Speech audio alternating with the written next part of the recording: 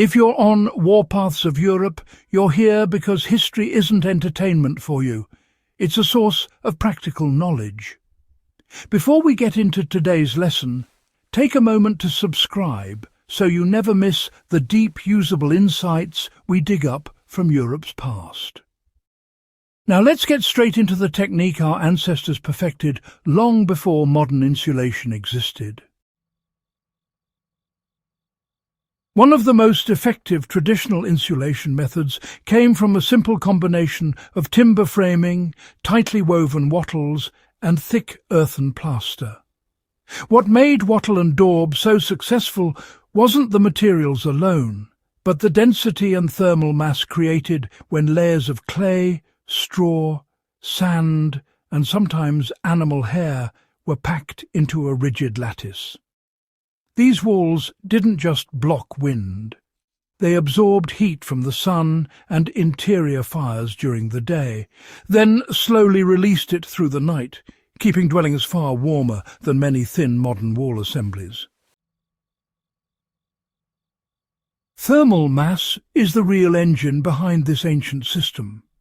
Dense clay holds heat remarkably well, and when applied in thick layers, it creates a stable internal temperature even in harsh winter regions like Scandinavia, the Baltics, or the Carpathian foothills. While modern drywall and fiberglass trap air, they have almost no mass, so they lose heat quickly once the source disappears. Ancient Europeans relied on slow heat release, meaning a home with a well-maintained earthen wall stayed warm long after the hearth fire went out. It wasn't just shelter, it was a passive heating system. You know, these walls weren't static. Every season, households would reapply daub where cracks formed.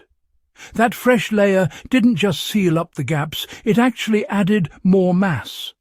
A structure standing for, say, 50 years would have accumulated multiple coatings, each one improving insulation. The wall, well, it essentially became a living system that grew stronger with time. Some long-standing rural buildings in France, Wales, Germany and the Balkans still outperform modern homes in terms of energy retention, and that's because of centuries of added layers. If you're a survivalist, a reenactor, or perhaps someone restoring historical buildings, you can still use this method without any modern equipment. A small outbuilding or workshop can benefit instantly from a timber frame packed with clay straw daub. Even mixing river clay with chopped-dried grass creates quite a strong insulating fill. Once it's dry, it acts as a natural thermal battery. For off-grid cabins, adding an interior earthen plaster layer to an existing wall dramatically boosts warmth. And you don't need synthetic materials at all. In colder climates, folks still build rocket mass heaters into thick earthen benches. The same principle applies.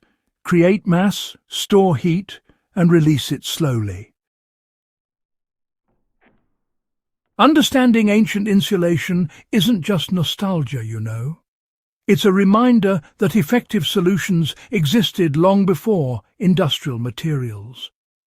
These methods relied on what was local, renewable, fire-safe, and frankly, longer-lasting than many products we use today.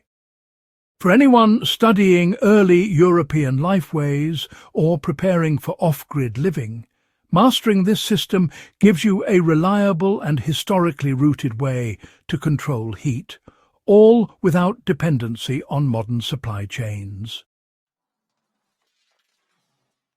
If you found this valuable, well, subscribe to Warpaths of Europe and share it with others who appreciate real historical knowledge put to practical use.